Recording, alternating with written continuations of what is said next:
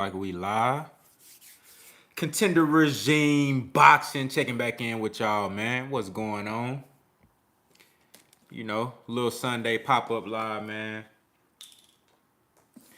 Want to get on here and chop it up with y'all, man. I did my post-fight, initial or immediate post-fight reaction last night. But I wanted to get on here and chop it up with y'all, man, and see what y'all thought about the fight this past weekend of boxing. I really didn't cover much of the Amanda Serrano and Katie Taylor fight, but we could definitely talk about that as well. That actually turned out to be everything I expected it to be. That was a hell of a fight, man. Hell of a fucking fight, man. Hell of a fight. Shout out to the brother Phil J508 in the building. What's good? My brother Kano Loco Sports in the building, man. What's happening? Corey Keelan in the building. Salute. What's good? My brother Jay Harris, too real in the building. What's good with you, man? Kano say, man, you know what I thought? Yeah, I'm right there along with you, bro. I feel like Amanda Serrano won that fight, bro. I think Amanda Serrano did enough to win that fight. I would say at the very least 6-4. You know what I'm saying? 6 rounds to 4 at the very least for Amanda Serrano. I will say that at the end of the fight, I had Katie Taylor winning the 10th round was kind of like a swing round, but you could have made a case to have for Katie Taylor winning the last 3 rounds. But I think the 10th was a swing round. But it was a real good fight, man. I had Amanda Serrano winning that fight. Shout out to the brother Steven in the building. What's good? Walter Lee in the building. What's good? Shout out to the brother Joe Hewitt in the building. What's good? He said he had Katie Taylor 6-4. You know what, man? It really depends on how you were scoring the fight. Katie was doing some good boxing off of the back foot, being patient, trying to land crisp and sharp counter shots. I feel like Serrano really controlled the whole first half of the fight. Out of the first 5 rounds, at the most I would have gave Katie Taylor was 2, but I think she only won one of the first 5 rounds, maybe 2, and then I thought she went on a run for the 8th and the 9th for sure. The 10th round was a swing round. I wouldn't call it a robbery, but I do think that I would have given that fight to Amanda Serrano. I thought she landed the harder shots. I thought she did the most damage, and she was the most active. But activity alone ain't gonna win you fights. I thought Katie Taylor did some really good boxing. And Steven just said in 12 rounds for championship fights. Yeah, nah, real talk. Real talk. That I like that. If you're gonna do just 10 rounds for women's boxing, that's cool. But at least for the championship fights, give us 12. Especially if you're only doing too many rounds. At least for championship women's boxing, give us 12, man. Give us 12. You know what I'm saying? Y'all hit that like button as you come through as well. I appreciate it. Yeah, man, give us 12, I like the kid, Keyshawn Davis. Me too, man. I'm a huge fan of Keyshawn Davis. Very sharp, very intelligent fighter, calculated in the ring, takes his time and picks his shots. I thought he performed really well in that fight. You had a guy in there that was pretty much swinging for the fences, trying to clip Davis with something, but Keyshawn was patient. He picked his shots well. I thought that was a really good performance, and I'm glad that he got the opportunity on such a significant card, a significant main event, the unification between Shakur Stevenson and Valdez. I'm glad that he got to be like the co-main or to bring those guys out for the main event. I thought that was a huge opportunity for Keyshawn Davis, and he didn't disappoint. You could tell that he is in the camp with Shakur Stevenson and in the camp with Terrence Crawford. Very intelligent fighter, very sharp, just a really skilled and polished fighter. I love watching Keyshawn Davis fight. I think he's going to be a force to be reckoned with. Shout out to the OG Mr. Munn in the building. What's good? He said they said Serrano requested 3-minute rounds, but Taylor turned it down. You know what? That's not surprising. That's not surprising. I thought Taylor went in there with the idea of, hey, I'm going to, counterpunch and box and use my feet. And that's exactly what she did. And she went out there and, I guess for her, the quicker the rounds go, the easier it is for her to skate through this fight without without taking too much damage, man, and being able to also conserve her energy. So I think the longer rounds, 3-minute rounds, would have favored a fighter like Amanda Serrano over Katie Taylor, because I got the notion, at least for the first half of the fight, Katie Taylor was just trying to get out there, box, and make it as easy as possible. Wasn't trying to spend too much energy. But we have to give Katie Taylor a lot of credit for finishing the fight like she did, because I think she realized that the fight was extremely close and she most likely was down. And looking at the judge that scored it, what was it, 97-93? I didn't agree with that.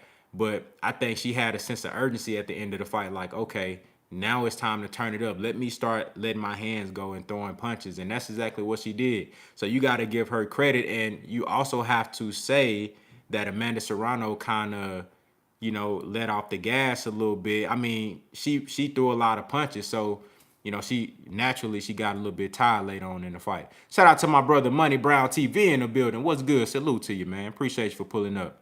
Said Mannix had a terrible scorecard. Now, I'm gonna be honest with you. I think normally I don't agree with Chris Mannix, nothing that comes out of his mouth, but I thought his scorecard was decent. I thought it was decent, man. I just, I had Serrano winning that fight. I had her winning that fight. But it was a close fight. I wouldn't call it a robbery or anything like that. You know what I'm saying? Shout out to my brother Jay Cooley in the building. What's good? Said Katie won that shit, fam. No draw. I can see that.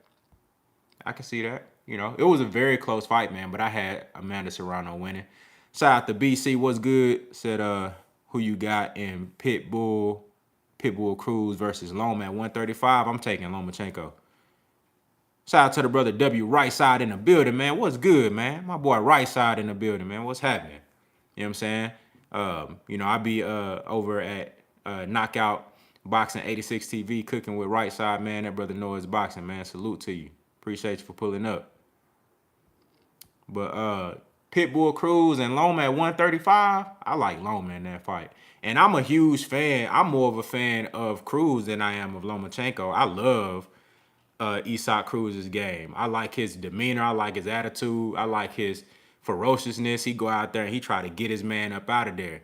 I'm a huge fan of Isak Cruz, but I think Lomachenko is a little bit, too intelligent for him.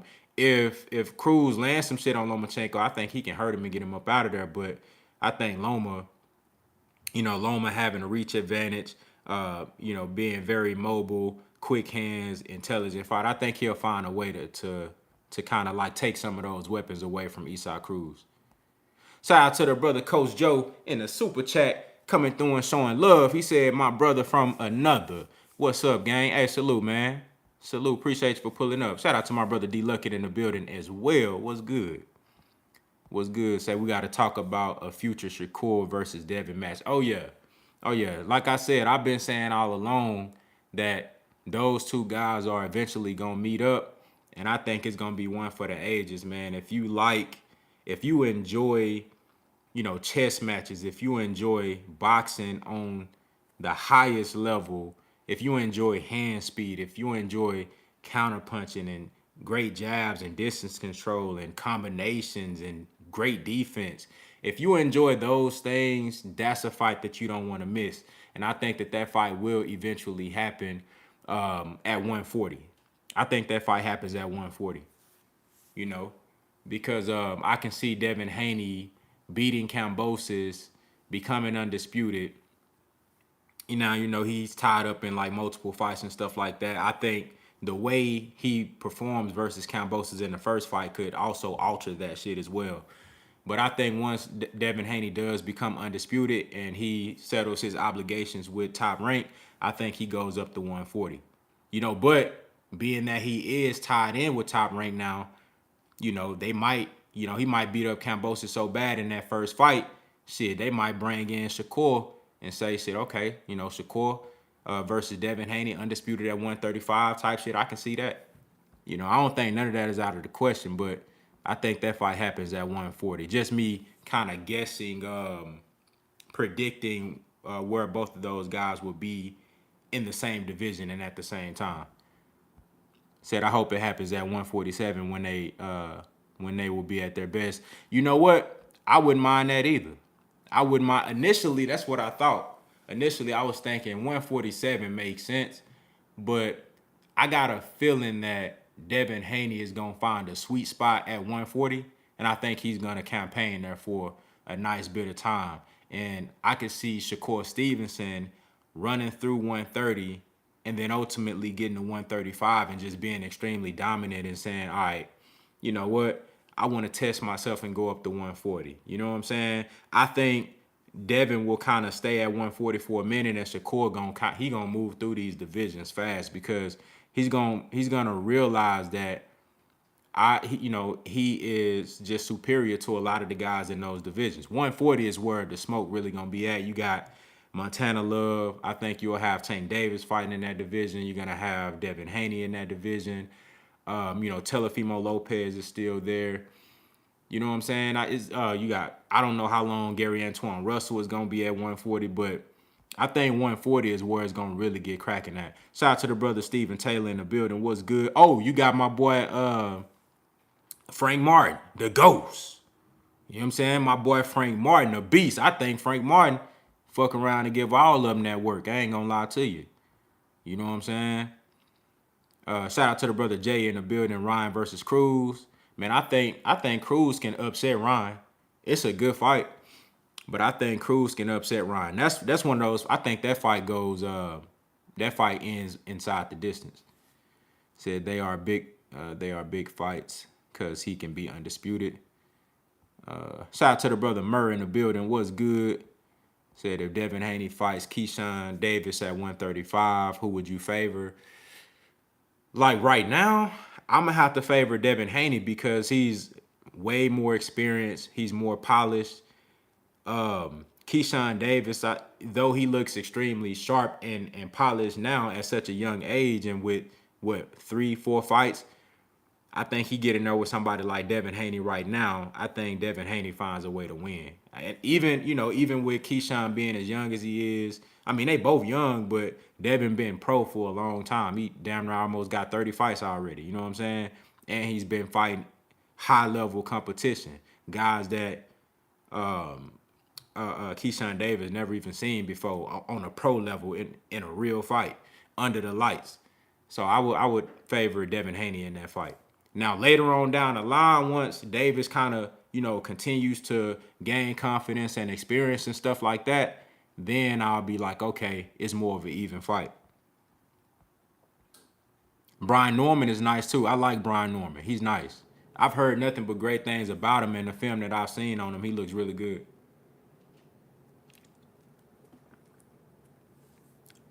Shout out to the brother Corey McGee in the building. Seen and unseen boxing in the building. Frank Martin is my boots at 140. Still early though. I like Frank Martin a lot, man. Frank Martin has that unique combination of speed, power, and athleticism, in-ring IQ, and then on top of that, he has something that only a few guys can claim that they have. Derrick James.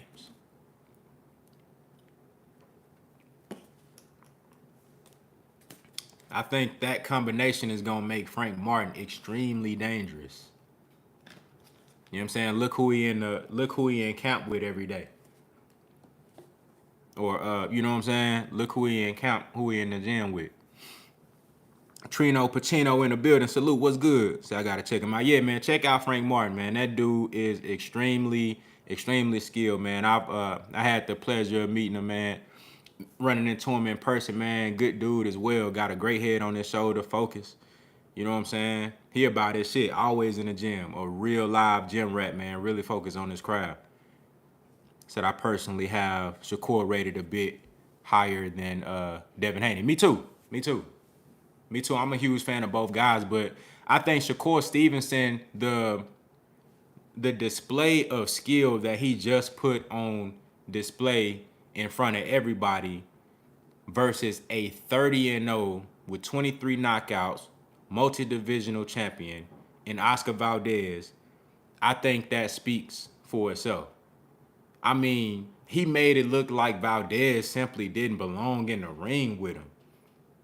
Now, I think Devin Haney possibly could have did that too versus Valdez, but I think he probably would have had a little bit, maybe just a tad bit more trouble with Valdez. I think Devin Haney beats Valdez as well, but I think he would have had just a tad bit more trouble with Valdez than Shakur Stevenson did. What Shakur Stevenson just did, man, was beyond impressive. Look at it. If you look at 130, just a couple of years ago, I would say, let's say a year ago, with Tank Davis moonlighting between different divisions, not really knowing where he fights, just take him out the equation because I think Tank beats all these guys right now. But at that time, Miguel Burchelt was considered like the best guy at 130. Well, we seen what Valdez did to him. And then I think Valdez took that as far as the proven fighters. Of course, Shakur just now getting an opportunity to prove himself versus that type of competition. But at that time, Valdez was looked at as the cream of the crop at 130. And look at the separation between the skill from Shakur and Valdez. That's insane. You got Oscar Valdez looked at as the cream of the crop in 130, and the difference between the skills, like the disparity, is insane. It's almost laughable. Like, he didn't even belong in the ring with Shakur Stevenson. He didn't even belong in the ring with that man. Shout out to the brother EB Sweat Lot in the building. What's good? Professor X in the building. What's good, man? Salute. Shout out to my brother D Luckett in that super chat coming through and showing love. He said, I'll know how to gauge the fight with Shakur and Devin after the Kambosos fight. On another note, Shakur should have stopped Valdez. I agree with you on that, and I'm gonna jump into that here in a second. He has the ability to stop guys, but he holds back. That can work against him. I totally agree, D Luckett. You know, and also to your first point, I think this fight with Kambosos, Kambosos now, I mean, I'm not going to, just because he beat Lopez, I ain't finna just act like he just a world beater or nothing like that, but you got to give him credit for what he's done thus far and still being undefeated, and what he did when he went out there and beat Lopez. You got to give him credit for that and rate him respectably. And with that being said, I think if Devin Haney goes out there, especially under those conditions in Australia, and he can dominate Kambosos, that speaks volumes. And becoming undisputed, I mean, you got to give Devin Haney a lot of credit if he's able to go out there and do that. You know what I'm saying?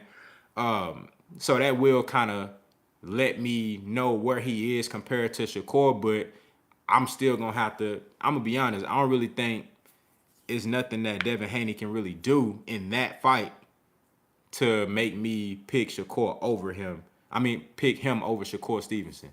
I just rate Shakur Stevenson just a little bit higher. I think they even fighters, but I just have Shakur Stevenson a little bit higher.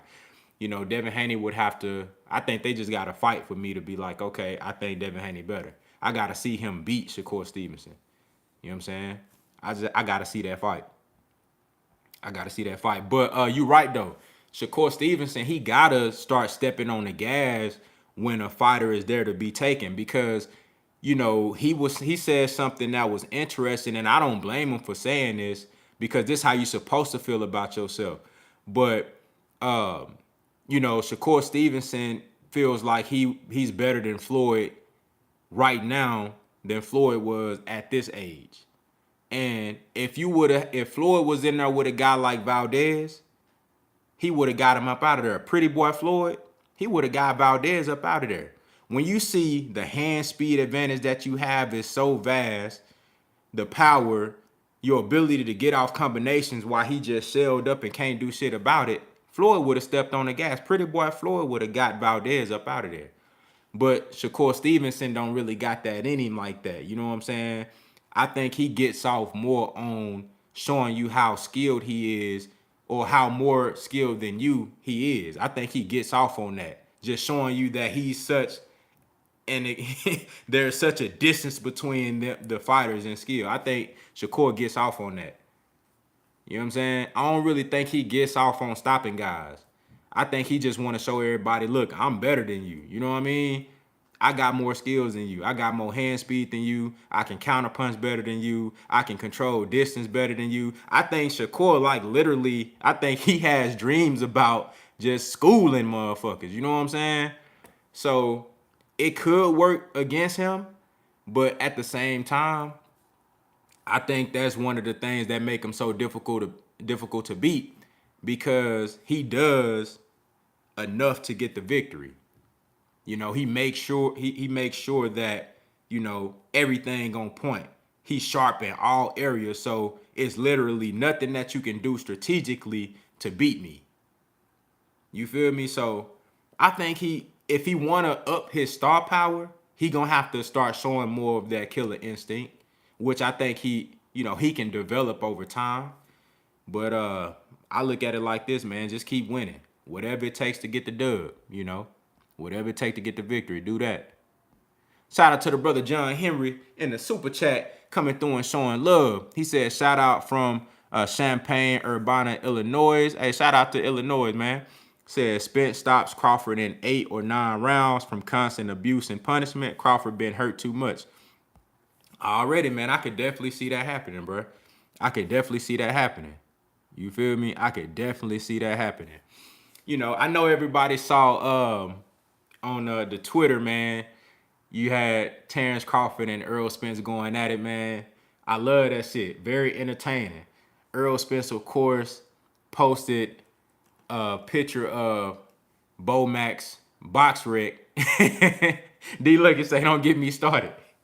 So, Errol Spence posted a picture of Bo Mac box wreck. I'm gonna be honest, I had never seen Bo Mac's professional boxing record. And I don't judge fighters. I don't judge trainers who are former fighters off of what they did as a fighter. You know what I'm saying? I don't like when it comes to them as a trainer. Like I don't look at their fighting record and be like, okay, that means something, about you as a trainer. You feel me? I don't judge guys. I don't judge the trainers off that. But, Bo Mac have been talking real greasy. He been talking real greasy, man. And, Earl Spence said, why don't I throw this little jab at you real quick? Look at your record. I didn't know this man was like 7-14 with 9 nights. He got knocked out 9 times. The man got knocked out more times than he won fights. That's crazy. I didn't know that. You know what I'm saying? He was 7-14. You got 7 wins and you've been knocked out 9 times. That shit was crazy, bro. That shit was crazy. I did not know that. That surprised me. I'm like, damn, I didn't even know Bo Mac was a professional fighter, let alone having a terrible record like that. But at the end of the day, he's a trainer. He's not going to be the one in there fighting. But I thought that was extremely funny, Earl Spence taking a jab at him. But Terrence Crawford, being the type of guy that he is, if you do your research and look at the history, Bo Mac has been there with Terrence Crawford every step of the way. So they pretty much family now at this point. And I could understand why Terrence Crawford would take offense to that. He jumped out there and said, but look at my record. You know what I'm saying? Earl Spence like, shit, hey, 38-1 still a good record. Hey, bro, I feel like Earl kind of getting up under Terrence Crawford's skin, man. And that's why I really wanted to talk about this. Shout out to everybody coming through. Jay Watchfo in the building. Eric R in the building. What's good? You know what I'm saying? Antonio Alexander in the building. What's good? It said Bo Mac was getting in the ring with a pillow and a blanket. Yo, hey, y'all read Antonio Alexander chat, man. That man said Bo Mac was getting in the ring with a pillow and a blanket because he knew he was going to sleep. Damn. He already knew what was going on. Oh, man. Oh, man. But Giovanni walk in the building, salute, what's good? You know, but I think Earl Spence getting up under Terrence Crawford's skin a little bit because you know Terrence Crawford, he got Terrence Crawford writing big old paragraphs and you know what I'm saying? You know, he said, look, 38-1, that's a good record. You feel me? And then Terrence Crawford come back, he said something like, oh, you a comedian now, you must be on that yak. You know, so Earl Spence, he say, shit, nah, we saving that yak for after I beat your ass, you know, celebratory drink. You feel me? That boy said, ain't nothing gonna be funny when we get in that ring and that bell ring, you feel me? And then Terrence Crawford come back with another, I'm sending you a 4-page letter. You know what I'm saying? He came back with another 4-page letter. And I think, you know, Earl said, shit, I ain't saying no more. I ain't even finna read all that. I ain't saying no more until it's a go. Until the fight is for show. You know what I'm saying? Until both of us sign on a dotted line. I ain't saying nothing else. You sending me, you know, paragraphs and things like that. So, hey, man. But look, this is why I wanted to bring that up. This is why I wanted to bring that up. Shout out to the brother Eclectic Agitator in the building. What's good? This is why I wanted to bring that up. Is because remember what I say. Y'all know how I feel about that fight and y'all know my breakdown. But I think for Terrence Crawford, and I think most of y'all agree, I think 95% of us would agree that Terrence Crawford has to box Earl Spence, right? You feel me? I think 95% of us would agree that Terrence Crawford has to box Errol Spence. Shout out to the brother Giovanni Walker in a super chat coming through and showing love. He said putting something in the chat. Keep grinding. Appreciate that, my brother. I appreciate that. So Terrence Crawford gonna have to be very sharp, intelligent, and smart, and a boxer. He gonna have to be an outboxer. Whether he choose to fight orthodox or southpaw, I think, me personally, I think he would need to fight orthodox so he can use that jab to lead to try to, you know, parry off or like knock down and control Earl Spence jab. That's what he's gonna have to do, in my opinion. Box off the back foot, be a counterpuncher, let Earl Spence get too aggressive, try to make him miss and make him pay, run him into a hard shot, knock him out. That's what I think Terrence Crawford has to do. But I think he's going to be more comfortable fighting southpaw, and that's going to leave Earl Spence jab right there down the middle. But that's just, y'all know my breakdown. But I think Earl Spence getting up under his skin. I think Terrence Crawford, Earl Spence gonna fuck around and get Terrence Crawford so mad leading up to this fight. Terrence Crawford gonna go in there off the rip trying to fight. He gonna go in there off the rip trying to fight. I think with both of these guys having that alpha mentality, both of these guys being dominant personalities, right? I think Terrence Crawford, his ego, shout out to the sister, the queen, Ashley's Corner in the building. Appreciate you for pulling up. What's good? I think Terrence Crawford, his ego, he got a huge ego, man. And I think, you know, his shit is to the point where it's like he's like an extremely competitive guy. Shout out to the brother Mike Biggs boxing in the building. He's an extremely competitive guy. He don't like losing at nothing. He don't even want a motherfucker to feel like they better than him. He don't even want a motherfucker to even think for a second that they can beat him in anything. I seen the video where he was training with Devin Haney. Devin Haney's bodyguard, he trying to wrestle the bodyguard and shit. You know what I'm saying? That's the type of ego that Terrence Crawford has, like on some Michael Jordan complex type shit, right? But here's the thing though. I think he's gonna be so like flabbergasted with the fact that Errol Spence is not afraid of him. Leading up to the fight in the press conferences and the face-offs, he's so used to being able to stand in front of a guy and make him shiver. Terrence Crawford's so used to like being across from a motherfucker and them giving him so much respect.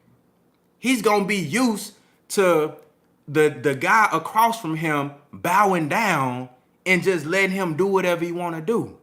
And I think when he's standing in front of Earl, just like when they met up backstage in Oklahoma, just like when every time he's seen Errol Spence in person, he know what type of energy Errol Spence on.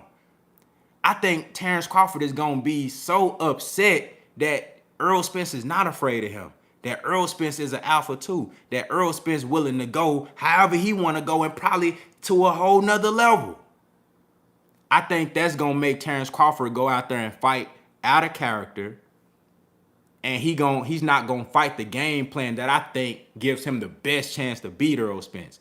Even if he does fight that game plan, I think Errol Spence still beats him. If Terrence Crawford goes out there and boxes his ass off, I still think somehow Errol Spence cuts the ring off and can win a decision that way. However, that's the most difficult fight for Errol Spence.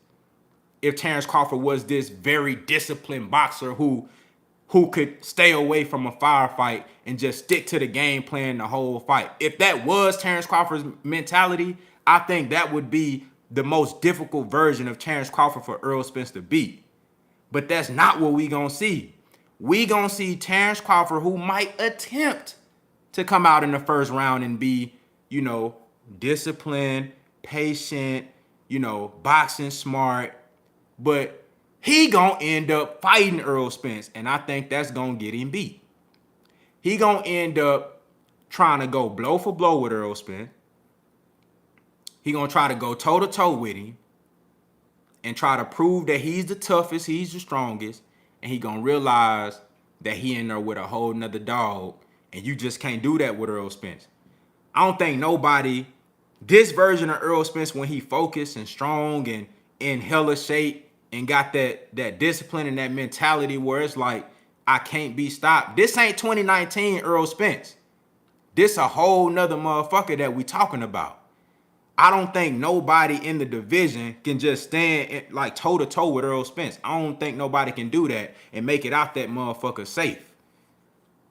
I don't think nobody can do that and make it out with a dub. You know what I'm saying? Let alone with all your bones intact and shit like that. You feel me? I think Errol Spence, this is just the tip of the iceberg. This is just what we seen today on Twitter. I think this is just a small sample size of what we gonna see for the months to come up until that fight. I hope this shit happen like July. So Earl can get right back in that bitch. And, Terrence Crawford already been out the ring for a minute. So hopefully they can make this shit happen like July, August. That preferably. You feel me? But I think this is just a small sample size of what we gonna see. Errol Spence will continue to get under Terrence Crawford's skin. Because he know Terrence Crawford, that's all you gotta do. All you gotta do is just flip a switch in Terrence Crawford's head and he wanna fight. He wanna prove something. You saying he lost his cool at the Jose Benavidez weigh-in. He took a swing at Jose Benavidez. And I sure was, Benavidez had 2 legs in that motherfucker. Because I thought that fight would have been way better than what it was. He went 12 rounds with 1 leg. It was moments in that fight where he had, remember they had words and shit leading up to the fight. In the gym, they talking about each other, mama and all type of shit. So at the weigh-in, Terrence Crawford was like, he was pissed. He was really mad at Jose Benavidez. He was mad. You feel me? So Terrence Crawford is the type of guy, he'll lose his cool. He not gonna stay disciplined like that. He will lose his cool. And he does that in fights. When you hit him with a good shot, he say, fuck all that boxing shit. Fuck the strategy me and Bo Mac worked on for 10 weeks. Fuck all the film I done watched on Errol Spence. I don't give a fuck about none of that. I want to fight him now. And when you do that with Errol Spence gonna get on his ass. All them angles and pivots and shuffles and all this shit that y'all be talking about, man, that shit gonna be gone because it's gonna turn into a fight. It's gonna be a fight. But the Benavidez, that fight really was telling to me. You know what I'm saying? That was really telling to me. That man went 12 rounds with one leg, and there was spots in that fight where, I thought, damn, if he could have just, pressed the action a little bit more, it could have been a little bit more competitive, because that fight, it was some bad blood built up. And, I thought that fight it could have been better than what it was, man. But, Bud ultimately got his man up out of there. It is what it is. But this Errol Spence we talking about now. And remember, Benavidez was one of the bigger guys that he had fought. One of the bigger, rangier guys, similar to the frame of Errol Spence. Of course, we know Errol Spence is a lot stronger, a way more skilled fighter than Jose Benavidez. But I just thought that fight was real telling. And I just noticed how Benavidez got up under Terence Crawford's skin. I think if Terence Crawford was a little bit more focused and disciplined in that fight, he would have stopped Benavidez way before that. Dude had one leg. I don't even think Terence Crawford really paid attention to that shit.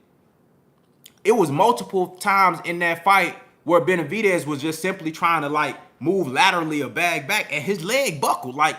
I'm like, damn, dude, leg buckled. He didn't even get punched or nothing. His motherfucking knee buckled and shit. I'm like, how y'all let this dude get in the ring, bro? He's injured. Who cleared this man to fight? He's injured. But Terence Crawford, he didn't even pay attention to the shit. I thought he could have got Benavidez up out of there way quicker than that. You know what I'm saying? But I truly believe that Errol Spence is going to continue to get up under Terence Crawford's skin, and it's not going to turn out good for Terence Crawford. It ain't going to turn out good for him. I think it's going to be half chess match, half dog fight, but the closer and closer we get to this fight, I'm thinking more and more dog fight.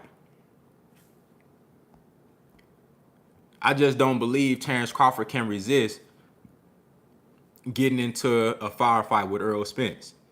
And now I will say this, because Bud got hit to the body with some shit. Yup, with some hot shit. Facts. I will say this, in those exchanges, it will be very interesting to see how Errol Spence deals with the hand speed of Terence Crawford. I think that's going to be the biggest issue for Errol Spence. I know we always say time and beat speed, and for the most part, that's true. But that is going to be very interesting to see how Errol Spence deal with the hand speed of Terence Crawford. I think that's going to be his biggest hurdle in this fight. That's the biggest hurdle for Errol Spence in this fight, dealing with the hand speed of Terence Crawford.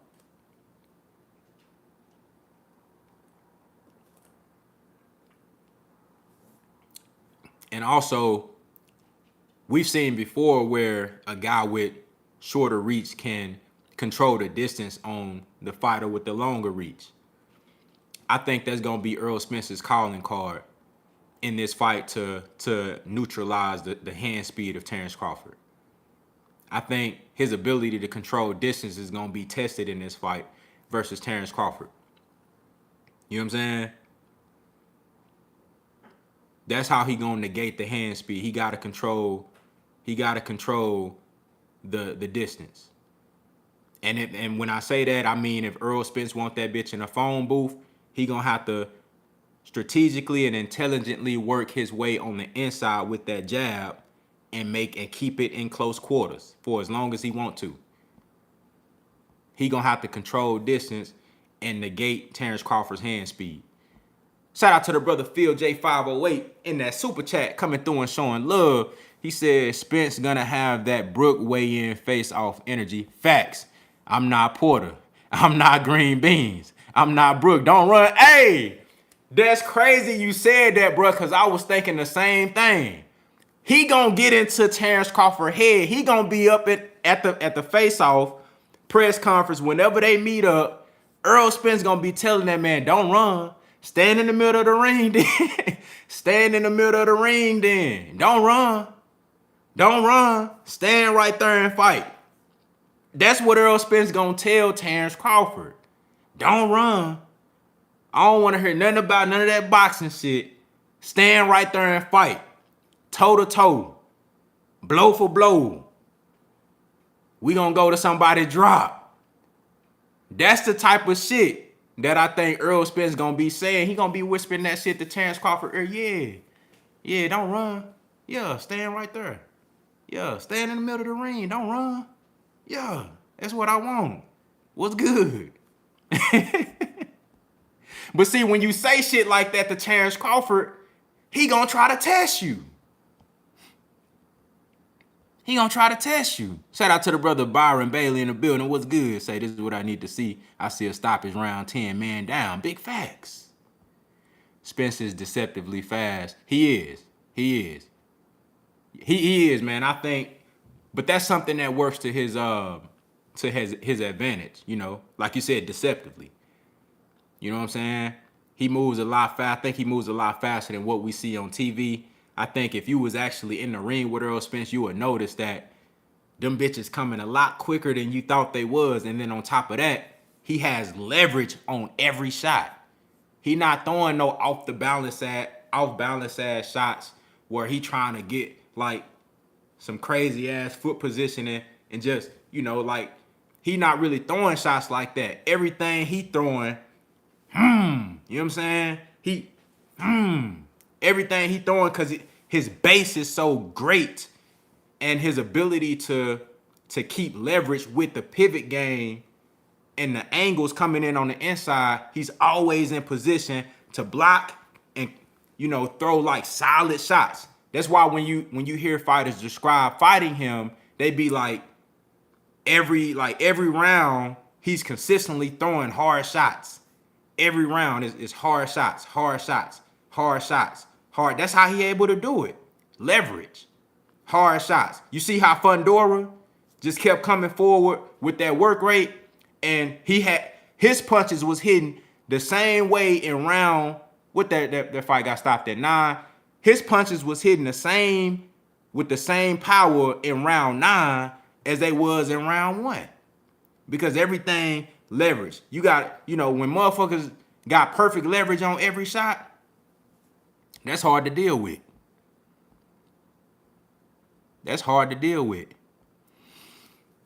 Steven said not only the hand speed, but the lateral movement and strength. I don't think the strength gonna be a problem at all. The lateral movement, I don't think that's gonna be a problem at all because Errol Spence cut off the ring. I think Errol Spence's lateral movement is better than Terrence Crawford's.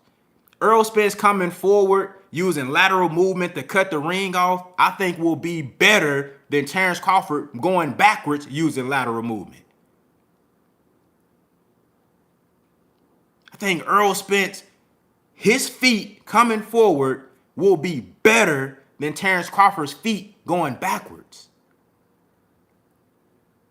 He will be able to, I don't think the lateral movement gonna be a problem. You're gonna be surprised, Steven. You're gonna be surprised. That moving side to side, Errol Spence, he don't follow you. Errol Spence don't follow guys around the ring. He see you going this way, he's stepping laterally. You moving this, he's stepping laterally. He cutting that bitch off. You trying to box circles, he not following you around the ring. He's stepping laterally while you moving this. He's stepping and cutting that shit off. That's the problem. Why you think I say I don't see nobody at 147 outboxing Errol Spence? It ain't because I think Errol Spence is like the greatest boxer of all time when it just comes to like on some Shakur Stevenson shit. That ain't the reason I say that. Chris Algieri moved real good. He cut the ring off. Kell Brook moved good. He cut the ring off. Sean Porter moved good. He cut the ring off. I think Chris Algieri is a better mover than Terrence Crawford. If we just talking about moving, he cut the ring off. You think he not going to be able to cut the ring off on Terrence Crawford? Come on, man. Don't do that. If you think Terrence Crawford going to be able to just evade Earl Spence and just make him miss and just stay out the way, you crazy. You crazy, my brother. You crazy. It ain't gonna happen. He gonna have to fight. He gonna have to fight, bruh. Nobody cuts out Bud. All right. Earl Spence gonna do it. Bruh, I'm telling you, dog. The ring is getting cut the fuck off. Terrence Crawford, not Floyd.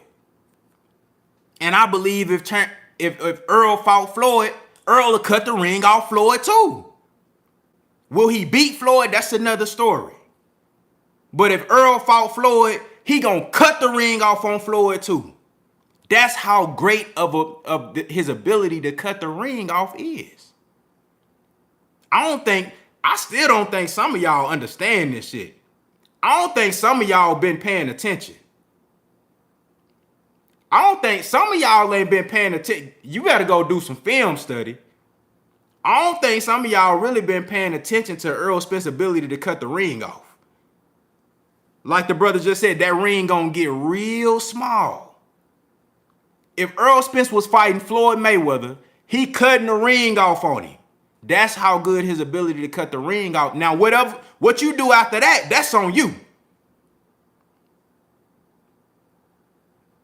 What you do after you get the ring cut off on your ass, that's on you. Now, that's going to be up to Bud. That's why I said, now we going to really see how good Terrence Crawford inside game is. Because that ring getting cut off, my boy. That ring getting cut off. He not finna move around and make Earl Spence be like, oh my God, where he's at. You seen how Valdez was following Shakur Stevenson? That ain't Earl Spence. That bitch getting cut off. There's nowhere you can go. You gotta fight. You gonna have to fight. Period. You gotta fight. Shout out to the brother Jay Wash. Foe in the super chat coming through and showing love. He said EJ putting him in the dirt. No need for the cognac. We gonna have that. We gonna have that Bud pack. Salute to the grind, bro. Hey, salute to you, my brother. Appreciate you for pulling up. You know what I'm saying? That ring getting cut off. Luis Hernandez said Porter cut the ring on Earl. No, Earl came straight at Sean Porter. That fight from round one, ding ding, Earl Spence was coming forward, and it was a fight from round one. You know what I'm saying? Fight from round one. And he still won as the weaker version of Earl Spence. One of the weakest versions of Earl Spence that I ever seen. Said Bud constantly moving and never staying in the corner and getting on the ropes. He'll clinch and check. That's where you fucking up, bruh. Hey, Steven, I'm not trying to change your opinion because I know I'm not going to change your opinion. I know you're not going to change mine. But I just want to ask you, though. You really believe that Terrence Crawford going to be able to 1-2 hold Earl Spence and move and just like, you think it's going to be that easy, huh? You really think Terrence Crawford going to be, who have you seen control Earl Spence? Like, who have you seen hold Earl Spence and just stop him from working? It's not happening, bruh. You might see that at 154, and if Earl someday fight at 160, that you might see it up there. You're not finna see that shit at 147. You really think Terrence Crawford finna hold Earl Spence when he get close, keep him from working, and then just continue to move like it's all gravy? Bro, it ain't happening. He said Brooke was manhandling Earl Spence. You lying, because every time Brooke tried to hold, and I think Brooke is physically stronger than Terrence Crawford. At least that version that Earl Spence fought. But even he couldn't hold Earl Spence. He was trying it in the first few rounds. But what Earl do? He started feigning with the jab coming forward, throwing Brooke shit off. So every time Brooke would try to make him miss and then grab on him, Earl was coming with the jab and then the straight left behind it. And then from round 5 on up, while Brook is wearing down from the body shots and the onslaught of jabs, Earl Spence continuing to rev up. All that holding, he couldn't hold Earl Spence. It got to a point where Kell Brook, he just had to fight or take punishment. Either he was gonna be cornered. Go back and watch that fight. You see multiple moments in that fight after round 5 where Kell Brook is cornered on the ropes or in the corner, and he got to fight his way out or just take the punishment. If you think Terrence Crawford finna just be able to hold Earl Spence, stop him from working and then let him go and then start getting his shit back off, you got another thing coming, my boy. I promise you that ain't gonna happen. He's not gonna be able to hold Earl Spence.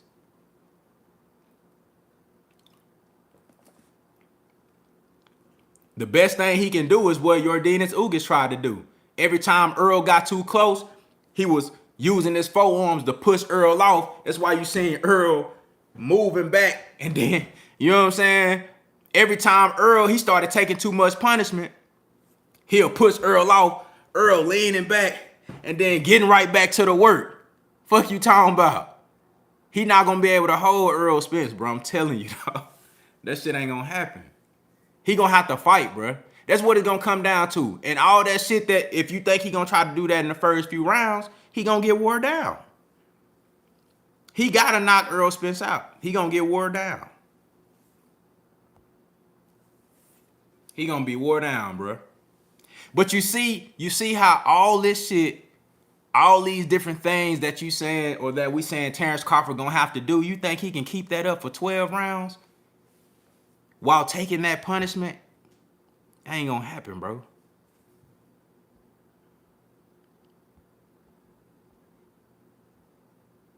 He said Bud wrestled in high school. Yeah, that's what they be saying, man. Man, this ain't WWE, my boy.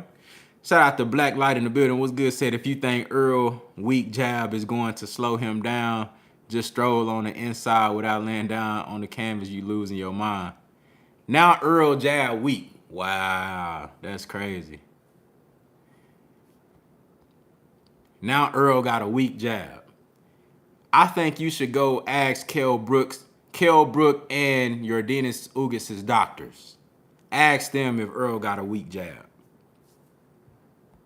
Go ask the orbital bone surgeon and ask them if Earl Spence's jab is weak. Yeah, ask Danny Garcia if his jab is weak. Shout out to the brother Alamane Cruz in the building. What's good?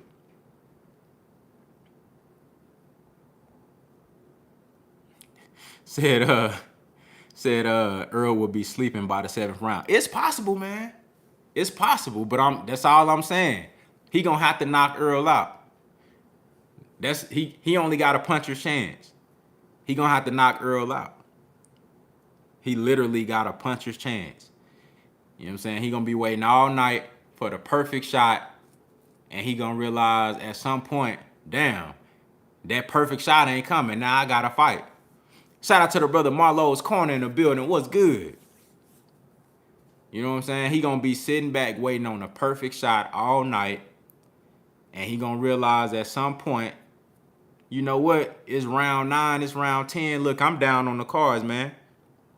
But I think this shit, that's gonna happen way before that. It's gonna turn into a fight way before round 9 and round 10. Terrence Crawford gonna go into the fight mad. He gonna go into the fight already upset. And then as soon as the fight break out in the first couple of rounds, he gonna turn into, I want to get my lick back, Terrence Crawford. That's what he gonna do. Shout out to the brother Eagle City 56 in the building. What's good? What's good? Yeah, he gonna have to fight. He gonna have to fight. He said, how much do you want to bet $100 that Bud will fuck Earl up? You know what, bro? I don't know you, man, so I can't bet you. You know what I'm saying? I don't know you, man. You might not show it with my money. And I ain't going to be able to track you down, man. So But you know what? You can meet me right here on Contender Regime Boxing the night of the fight, because I'm going live after the fight. So I'm gonna have to stand on everything I'm saying. I gotta stand on it. You know what I'm saying? You can delete your channel and then just dip off. Nobody will never know. You feel me? Nobody will never know. I gotta stand on the shit I'm saying.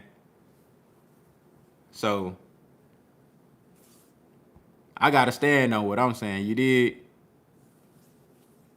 Said chilling, listening to good boxing talk. Already, man. Hey, Marlowe's Corner, they got great boxing content over there, man. Salute. Salute. Shout out to my brother Big Tex 33 in the building. What's good, my boy? Appreciate you for pulling up. Yeah, you know what I'm saying? But hey, man, it's gonna be a hell of a fight. It's gonna be a hell of a night of boxing. I can't wait. I'm waiting on the date. I'm ready. You feel me? I'm ready.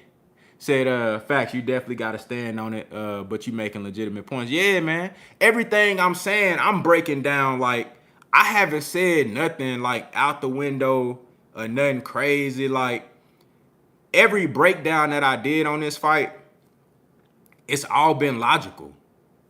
It's all been based off of what we seen from both fighters. It's all just been, like, real logical shit. I ain't said nothing wild. I might have said something that, some of these guys don't agree with, but, I'm willing to stand on my prediction for this fight.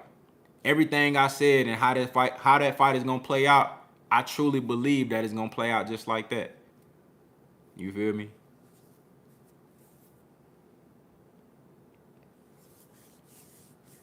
Yeah, it is. Shout out to the brother Sheldon Moore. It's definitely a 50-50 fight. And see, that's where people get like, they get this shit misconstrued. You feel me? Like, because I'm picking Errol Spence and I say, I give you my reasons why I think Errol Spence gonna win, and I'm so adamant about my prediction and I speak about it with such conviction, they think that I'm viewing Crawford as, like, not a threat. And that's not the case. No matter what my prediction is, I still think it's a 50-50 fight. Because I think Terrence Crawford has a 50% chance of knocking out Errol Spence. I think Crawford got a 50% chance of stopping Errol Spence. And that's the only way I see him winning this fight.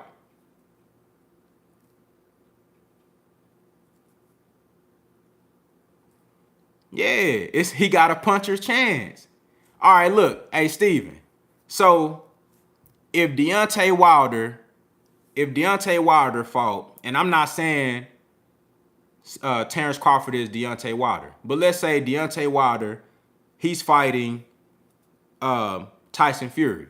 Now, the first fight, Deontay Wilder could have ended that fight at any moment.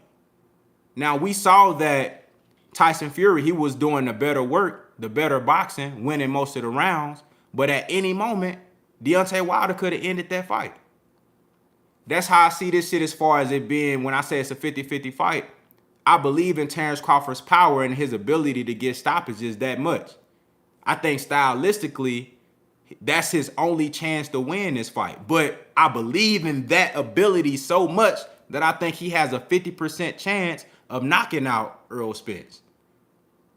And I think it's a 50% chance that Errol Spence gonna either dominate and stop him to a late round stoppage, or I think he gonna win on the cards.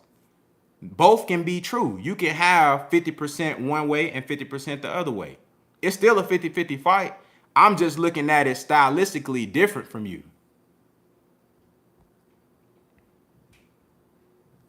You know what I'm saying?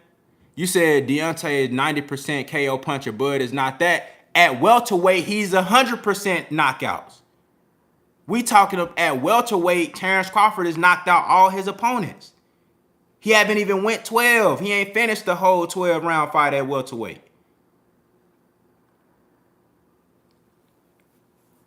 And stylistically, he just don't have the work rate and the punch output to keep up with Errol Spence.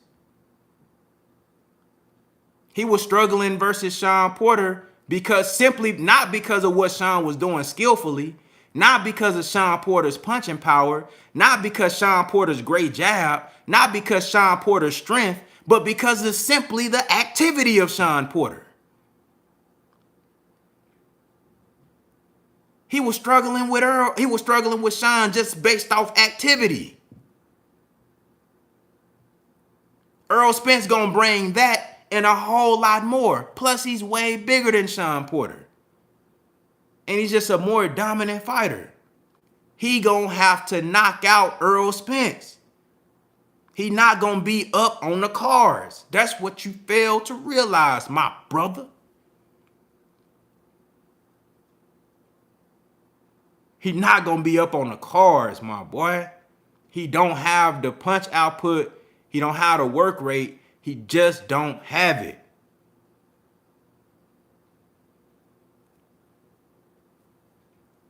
He just don't have it. Hey, Steven, why did they tell him that he was down on the cards? Why did his own corner tell him he was losing the fight?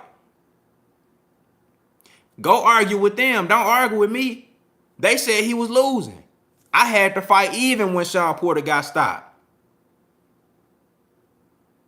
Why his own corner tell him he was losing? Sean Porter made that fight more difficult than it had to be. And that was just off of activity. Sean Porter wasn't doing nothing special. That tell you right there, Terrence Crawford need to get his activity up. Versus Earl Spence, you not winning no decision with that low output, bruh. You not.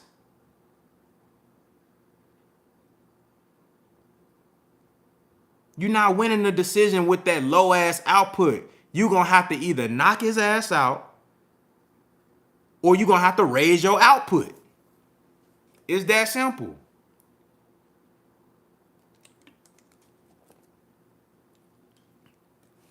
You're going to have to raise your output. And Ashley's corner said that's where Snack comes into play.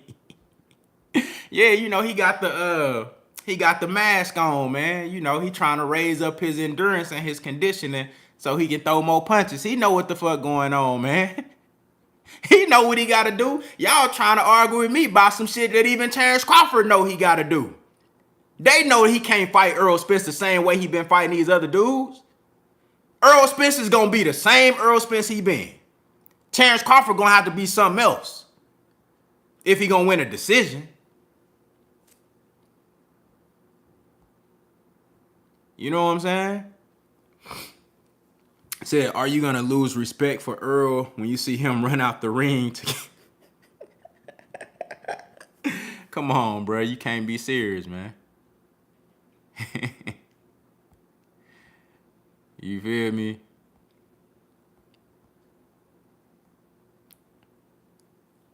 Said Bud never been tired. He was at Snack the last four fights.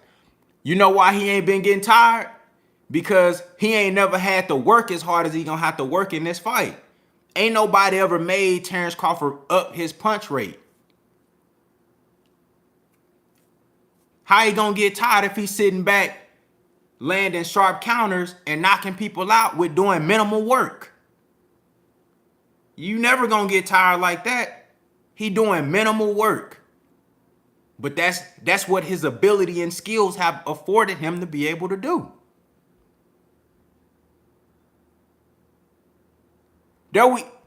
Look at what the brother Jay Washfo just said. Terrence Crawford threw 300 punches in 10 rounds versus Porter. Earl Spence threw 800 punches in 10 rounds. Let that sizzle in your spirit. In 10 rounds, 300 to 800, you gotta up that shit versus Earl Spence. Unless you Deontay Wilder and you can just get him out with one. Otherwise, you gonna lose. You not winning no decision. Shout out to the brother John Henry in the super chat coming through and showing love. Said Valdez was fighting like Jim Carrey as Hank Evans and me, myself, and Irene Boxing Bob, torso punching bag looking. He said, ain't throwing no punches. Damn. Salute to you, brother. I appreciate you for pulling up, man. Shout out to the Queen D in the building. What's good? Said if EJ hits Bud with that left hook that he hit Porter with, it's a wrap.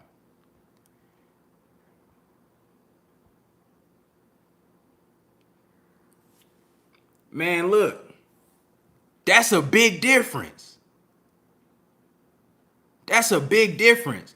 If you think in 10 rounds you gonna throw 300 punches and beat Errol Spence, it's not happening. Why you think Terrence Crawford ain't been getting tired? That's why. Because his unique skill and ability mixed with the matchups that he been having at welterweight, you know, and at the particular times that he's fought said guys, he's been able to time them and hit them with the right shot at the right time and get their ass up out of there.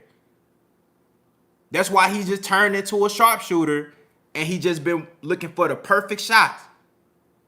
Look at the Kell Brook fight. Kell Brook won the first and the second round. But what Terrence Crawford do? He switched to southpaw and he noticed Kell Brook was getting too confident, running in that bitch with his eyes closed, and he caught him with the straight right hand. The perfect shot. If he don't knock out Kell Brook, I think Kell Brook got a great chance of winning that fight. He swole up Terrence Crawford's eye with the jab in 2 rounds. But Terrence Crawford's unique ability and skill enabled him to be able to get the stoppages versus these guys. He don't have to work that hard. Said, what's the difference between Porter's and Spence's work rate? The difference is number one, Errol Spence is a sharper puncher. He has a better jab. He throws way more jabs than Shawn Porter. Shawn Porter do a lot of work on the inside. You know, I thought his best performance was versus Errol Spence because he had the perfect mixture of rugged dog fighting and good boxing and staying on his toes. But here's the difference. Errol Spence not doing no unnecessary bouncing on his toes. Everything he's doing is with a jab, with great leverage, with great distance control, and is steady in his hard shots. He's a bigger fighter. Everything is different from Errol Spence's activity and Shawn Porter's activity. Let me ask you this, Steven. What's the difference between Shawn Porter activity and Sebastian Fundora activity? Answer that question. Shout out to the brother D Luckett in the super chat coming through and showing love. He said he'll stop Spence before 300 punches. That can happen. D Luckett, that can happen. You right. I don't think it's gonna happen, but it can happen. I believe Bud is capable of doing that. You right. Because that's what he gonna have to do to win. But let me ask you, hold on, Steven. What's the difference between Shawn Porter activity and Sebastian Fundora activity? Answer me that.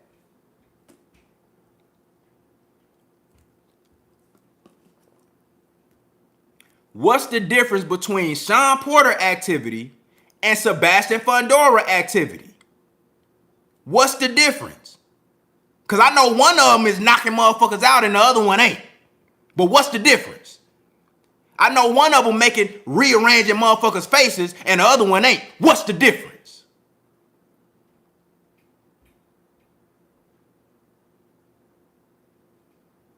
They both active. What's the difference? You don't ask me. You tell me what's the difference. You tell me what's the difference between Shawn Porter's activity and Errol Spence's activity.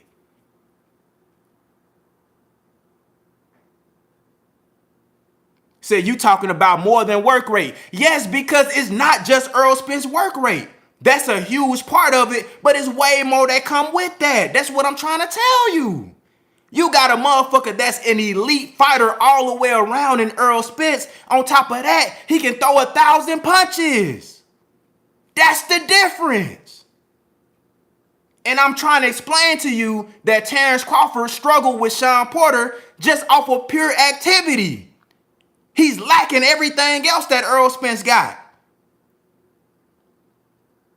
So you telling me he finna do the same shit that he did on Sean and win, throwing 300 punches in 10 rounds, and you think that's gonna beat Errol Spence? No! Unless he just land the perfect shot and knock him out. Because he not gonna be winning rounds like that. The same way if he fought Sebastian Fundora, he not winning no rounds. If Terrence Crawford fought Sebastian Fundora, a guy who's very active like Sean Porter, if he fought Sebastian Fundora the same way he fought Sean, he not winning rounds, bro. You got to knock that man out. He ain't winning rounds, bro. Because it's more than just the activity. It's the activity mixed with a great jab, with great leverage on the shots, with great body control and inside fighting. Technical skills on the inside, being able to manipulate the guard, put a forearm up to close your shit up, and then come down with a. It's way more than that. Said activity mean little if you're not getting hit. So you think if Terrence Crawford was, you think when he fight Errol Spence, he not gonna be getting hit? You think if Terrence Crawford fought Sebastian Fundora, he ain't gonna be getting hit? Come on, man. You can't believe this, my boy.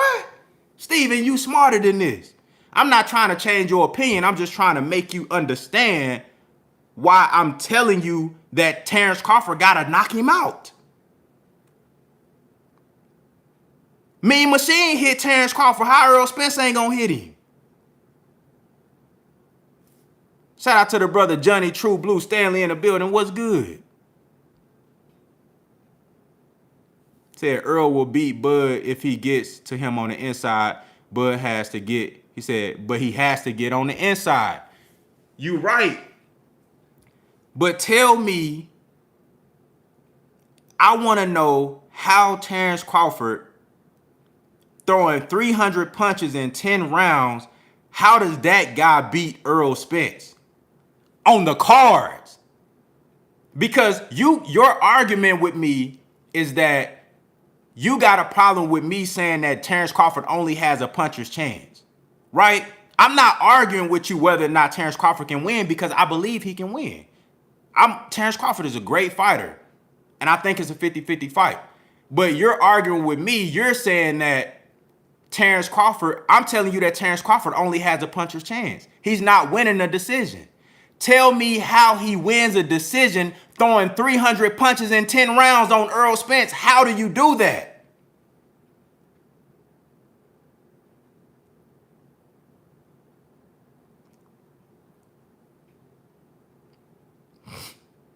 How? How can you beat Errol Spence on the cards by throwing 300 punches in 10 rounds? How?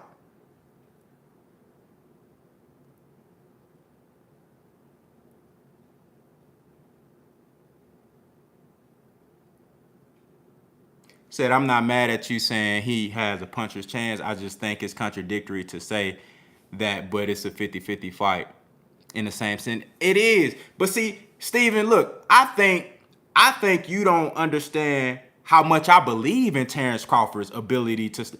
Remember, I say that Terrence Crawford is the best finisher in boxing. I think Terrence Crawford is the best finisher in the sport. That's how much I believe in Terrence Crawford's ability to stop guys. That's how much I believe in Terrence Crawford's ability to time fighters and land the perfect shot at the right time and get them out of there. And when he hurts you, he finishes you.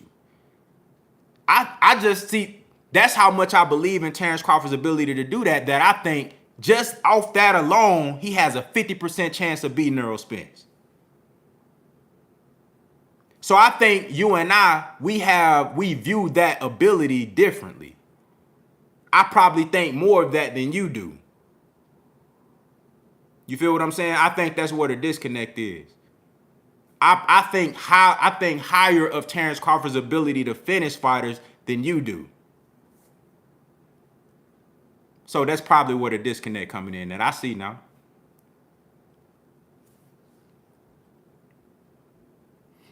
Said TC has a very low punch output. Yes.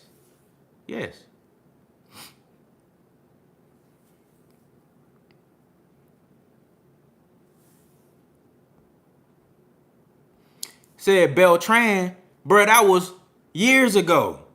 He ain't been fighting like that at welterweight. He's been way more stationary at welterweight. He's moved up and fell in love with his power, and his punch output has reflected that.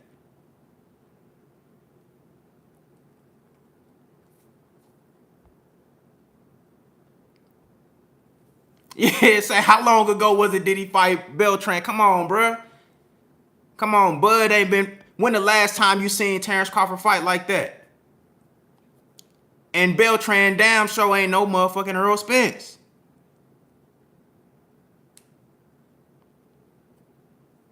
See, eyeballs are. See, eyeballs are us. New restaurant coming soon. We got all type of eyeballs courtesy of ESJ. Oh shit. Hey, y'all hit that like button, man. Y'all see the Queen D, man. She told y'all hit that like button, man. Y'all better listen to her. Shout out to the brother Bruce, Gas, Boxing, Jazz, and Mo in the building. What's good, my brother? I appreciate you for pulling up, man. Shout out to everybody in the chat, man. You know, I enjoy talking this boxing with y'all, man. You know, this just, hey, shout out to my brother Steven, man. That's my boy, man. You know, I love this little back and forth, man, because that just lets us know, bro, this is a very competitive fight. We got two great fighters, two extremely skilled guys, man. They both dogs, and they gonna bring it, man. They gonna bring it. I'm excited about this fight, man. I'm excited to see how this shit gonna play out. If it's gonna play out the way I'm saying it's gonna play out. If it's gonna play out the way Steven's saying it's gonna play out. You know what I'm saying? My boy Tex Rock, you know, he feels strongly about Terrence Crawford winning this fight.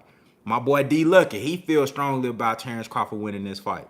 You know, so man, I'm really like ready to see this shit, man. I'm ready to see this. Said Bud admitted in post-fight interview that he had difficulty figuring out Benavidez. I believe that, bro. I think Terrence Crawford, he put that on himself, though, in that fight. I think he could have got Benavidez out of there faster than that, but he was like, I don't think he was as disciplined as he should have been, you know, because Benavidez got up under his skin. The man took a swing at him at the weigh-in, bro. I never seen that in my life. You know, maybe on some Mike Tyson shit. I know Mike Tyson took a swing at motherfuckers at the press conference and shit before.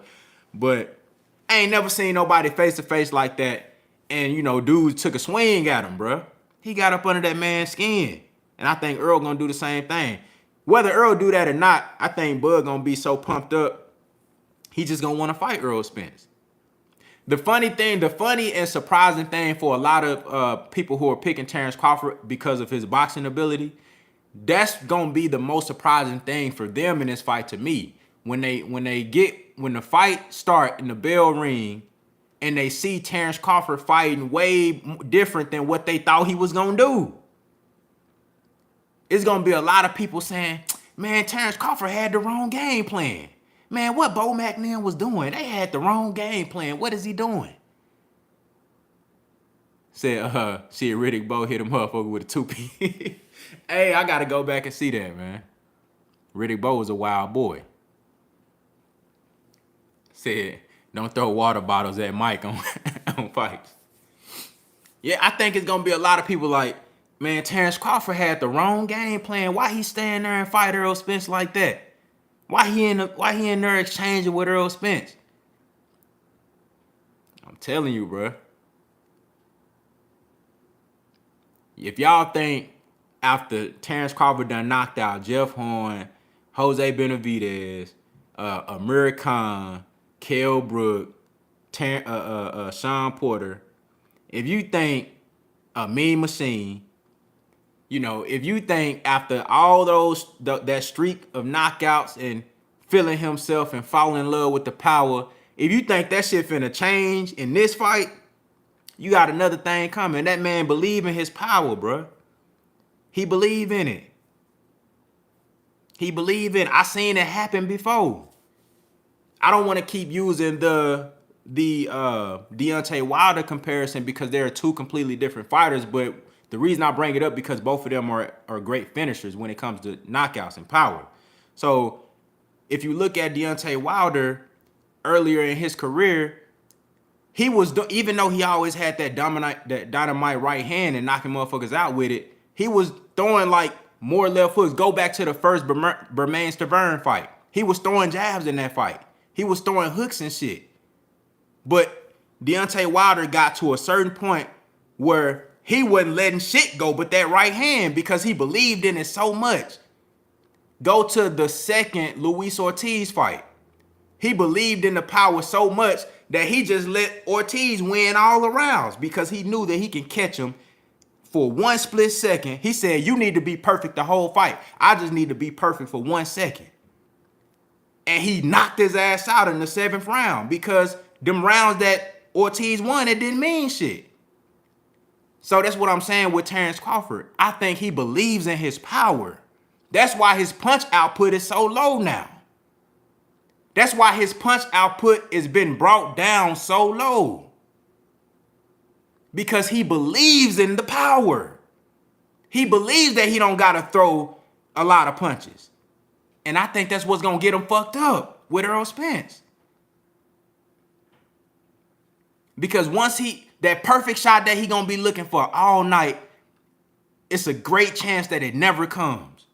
And it's a good chance that when he do actually land on Errol Spence having such a great chin that he takes it.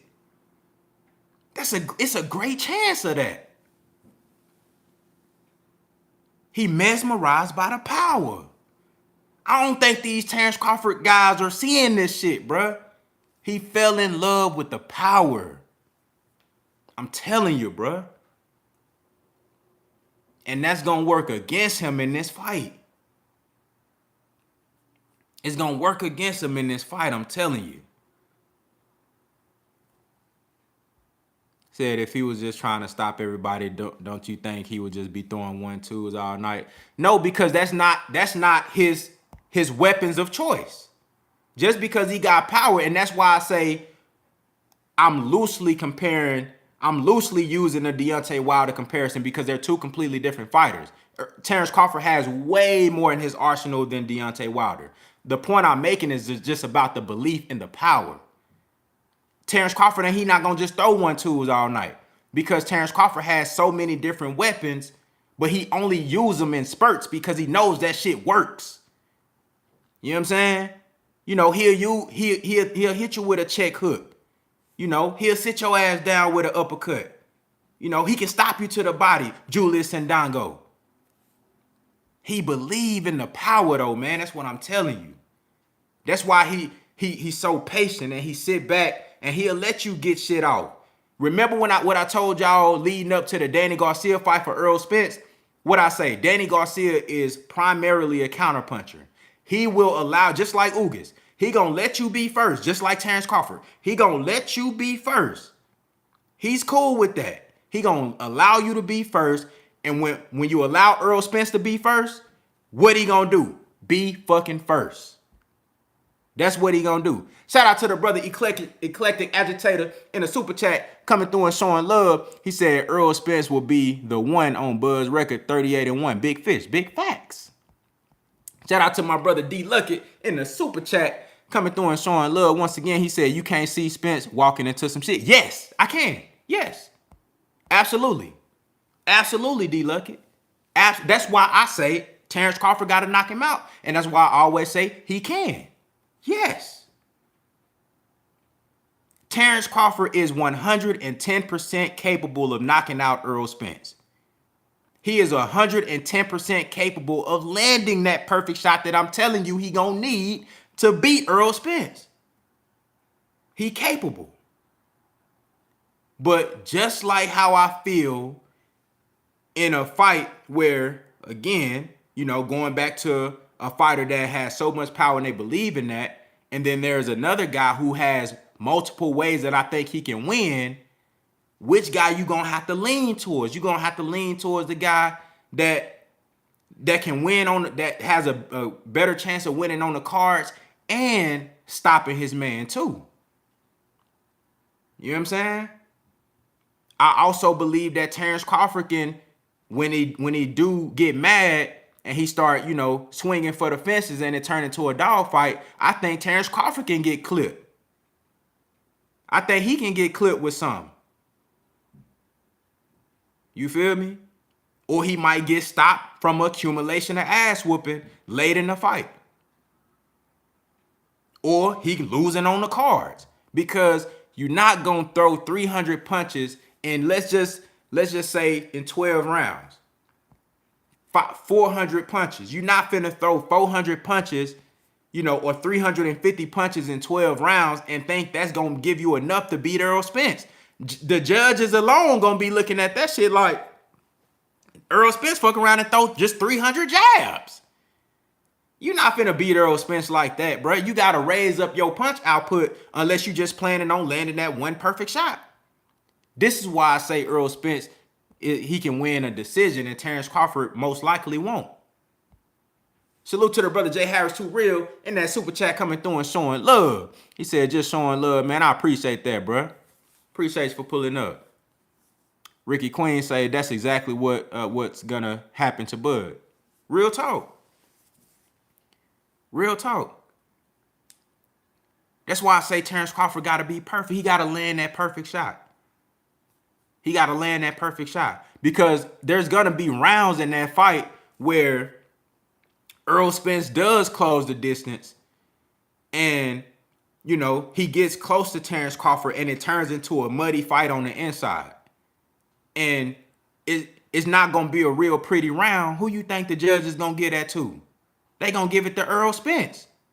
He the one that's leaning on Terrence Crawford, landing all type of body shots, or, if Terrence Crawford blocking, hitting the guard and shit like that, you feel me? He the one going to be, Errol Spence going to be the one, controlling that type of action. Who you think the judge is going to get that round to? They ain't going to give it to the dude who threw 5 punches.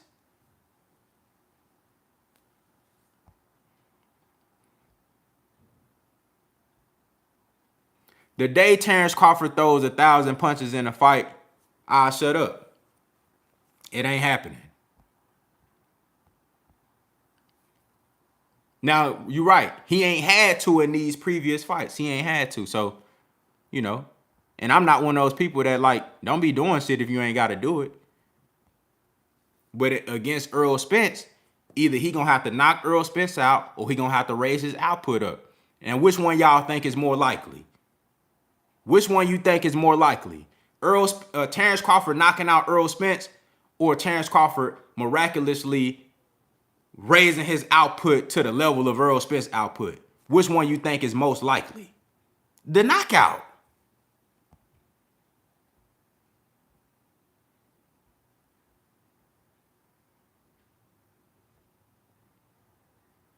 Says Spence can win by closing Bud's eye and forcing the doctor stoppage. That's true. That is true.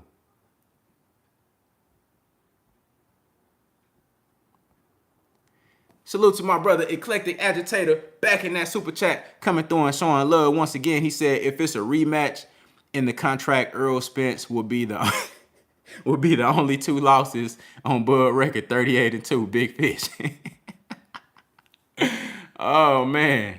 Said, well, 38-2 still a great record. Man. That's all I'm saying, bro. I'm like, look, I think it's gonna be a great fight, dog. And it's gonna come down to shit. Who can impose their style the best? Who can impose their style better than the opposition? Bud will raise his output. He will not get a KO. He would not go KO crazy. All right, I'm telling you, bro. He gonna try to knock Earl out, man. He ain't finna box Earl like super smart and just stop taking chance. He ain't gonna not try to take chances and just be extremely smart and using the jab and using his feet, hitting and not getting hit on some Shakur Stevenson shit. That's not Terrence Crawford. I don't know why y'all trying to make it seem like Terrence Crawford is on some Shakur Stevenson shit. He not. He not, bruh. He gonna be taking chances. Terrence Crawford gonna be taking chances. He gonna be taking chances. You feel me? He gonna be taking chances, man.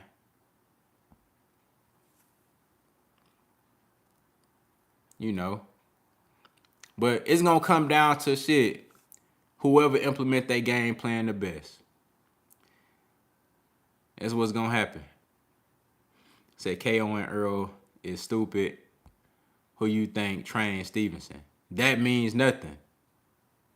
Terrence Crawford and Shakur Stevenson got two totally different styles. Shakur Stevenson is, I'm finna hit you, you ain't gonna hit me, I'm just boxing. He don't take chances like Terrence Crawford. It seemed like that's what y'all think the type of shit Terrence Crawford is on. He not fighting like that. Terrence Crawford gonna go in there, he gonna try to knock out Errol Spence. He gonna be looking for the perfect shot, and it's never gonna come. Or it might come. I don't think it's gonna come, but it might come.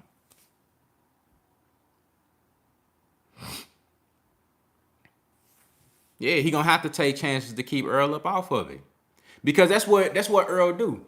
It's the same thing with Canelo. Canelo do the same thing. Canelo don't use a jab as much as Errol Spence, but he's great at cutting off the ring and putting pressure on you. So even with him coming forward, he make you think that you got to throw punches even when you probably don't even have to throw a punch. You know what I'm saying? The pressure, the cutting off the ring and the pressure, you'll see Canelo win rounds sometimes by not even really throwing punches like that. He might throw a few punches here and there, but the fact that he's coming forward, cutting off the ring, applying so much pressure, he make guys like have to open up in order to keep him from unloading on him. You know what I'm saying? Letting off a heavy artillery on him. That's the only way, unless your feet is just Floyd Mayweather-like. And even then, you know, I think a guy like Earl can cut the ring off on your ass. You know what I'm saying? But they put mental and physical pressure on you where a guy is like, fuck it, I gotta throw punches. You gonna have to take chances. Go back and watch the Kell Brook fight again, bro. It's moments in that fight where you can look on Kell Brook's face where he like, damn, everywhere I look, he right here. Like, fuck, I don't want to throw shots right now. I want to take a break, but he's right in my face. I gotta throw punches. You gonna have to take chances with a guy like Errol Spence. Or else you gonna be in there like your Dennis Ugas and Mikey Garcia, balled up playing defense all night. If you don't take no chances and you realize you can't run, you can't move out the way, your ass gonna be shelled the fuck up, and that's it. But that's not Terrence Crawford. Terrence Crawford gonna fight. He gonna fight. Shout out to the brother Tex Rock in the building, man. What's good, man? Hey, you missed a good conversation, man. This would have been one that you would have loved to participate in, my boy. You know what I'm saying? But that ain't gonna be Terrence Crawford. He gonna fight. He ain't just finna shell up and ball up and play defense all night. He gonna open up. He gonna fight. Steven say back. He said, back me up in here, bro. Hey, man. Hey, Steven could have used your help. But I mean, shit, he had some reinforcements. You know, my boy D-Luck in here holding it down. We had a couple of new faces in here holding it down as well, too. You know what I'm saying? You know, he wasn't by himself.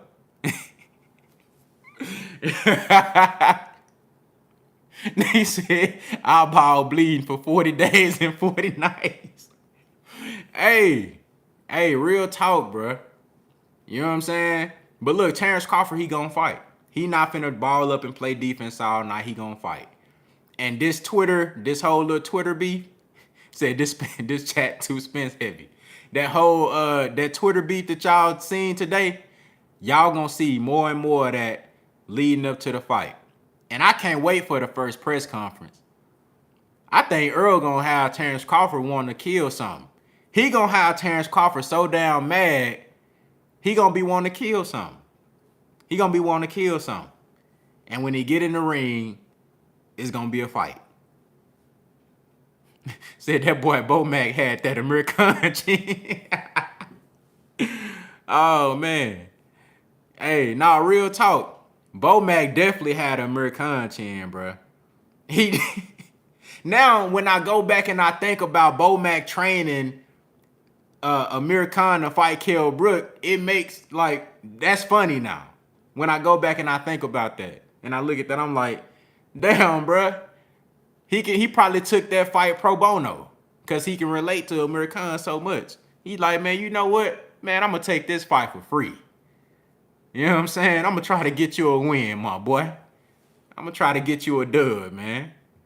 And that man went in there and got knocked out again. But yeah, bruh. I think Earl Spence getting up under Terrence Crawford's skin, you know, and when the fight come, it's gonna be like that.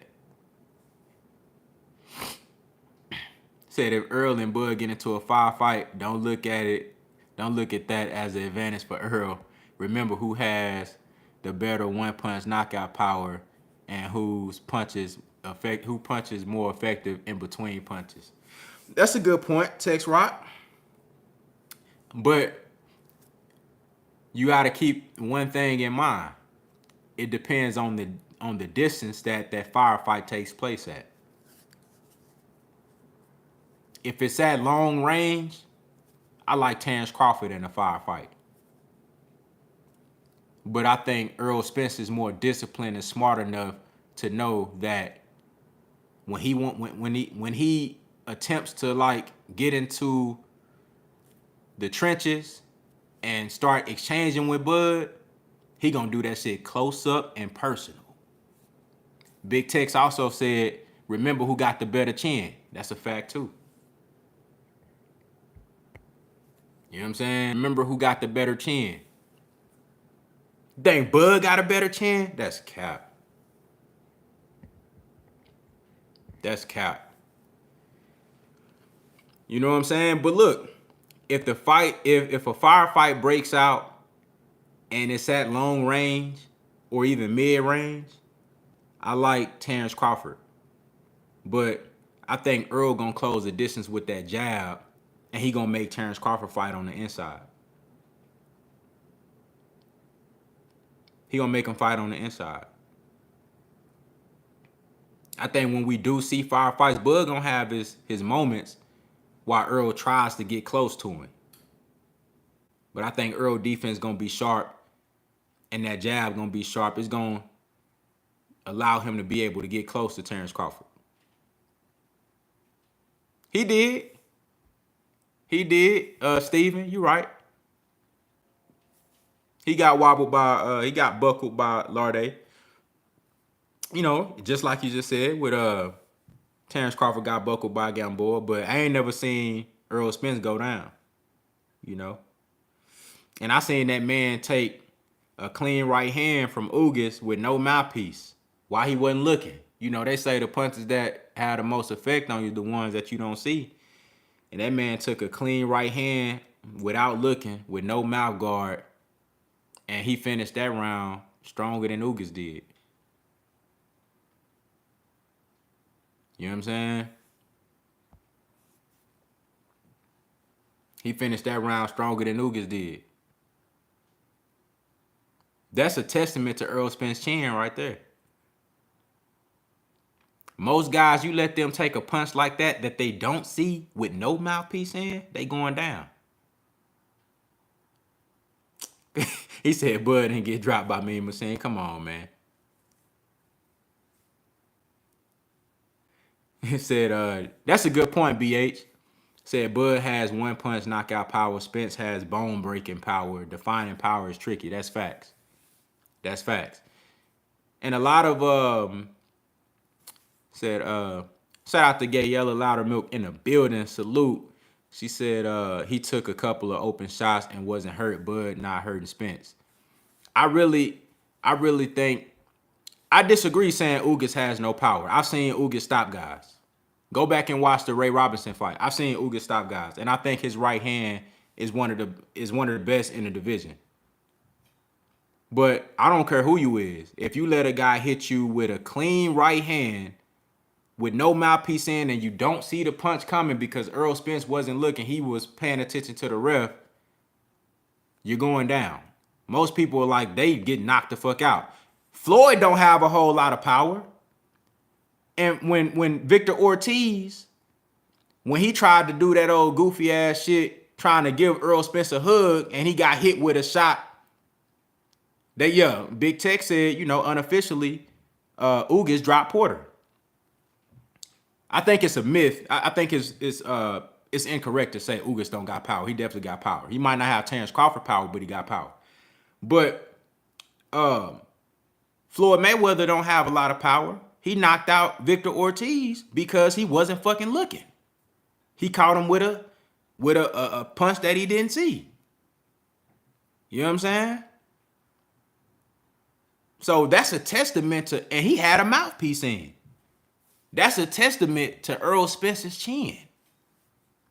For a guy to be able to hit you with a clean shot that you don't see with their power hand, right on the chin, with no mouthpiece, and that motherfucker get back to the action seconds later. That's a chin. I think if Ugas hit Terrence Crawford in that same scenario, I think Terrence Crawford, he fuck around and be knocked out. I ain't gonna lie. Terrence Crawford fuck around and be knocked out. You know what I'm saying? But we gonna see, man. We gonna see. It's gonna be a great fight, man. But look, I enjoyed cooking with y'all tonight. You know what I'm saying? I'm gonna go ahead and let y'all go, man. Look, I appreciate everybody that came through. Everybody that super chatted, you know what I'm saying? Show hella love. Everybody in the regular chat. Appreciate y'all for pulling up. We gonna keep it going this week. Talking boxing, man. Tune in. We gonna be dropping all through the week, man. I hope y'all have a great Sunday night, man. Contender Regime. Boxing, I'll holler at y'all boys, man.